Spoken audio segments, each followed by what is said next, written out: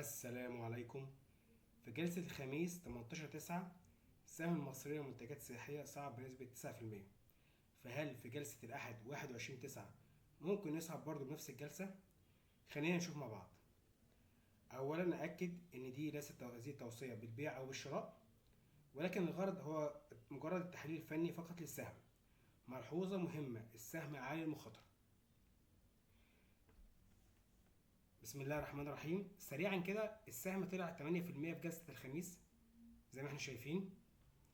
السهم ده فيه 3 نقط. اول نقطه وقف الخساره القريبه اللي هي 9.13. السهم ده لو نزل تحت 9.13 هيبقى سلبي، وفي احتماليه تاني ان هو ينزل لمستويات 8 جنيه و60 قرش، واحنا بنتكلم في 9% تقريبا فرق عن سعر الاغلاق.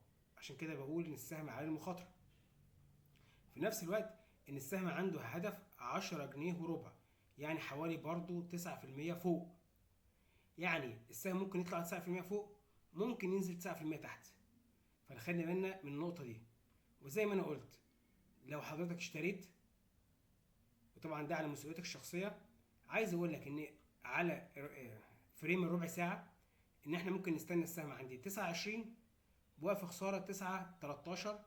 لو كسرها نخرج من الايه، من السهم.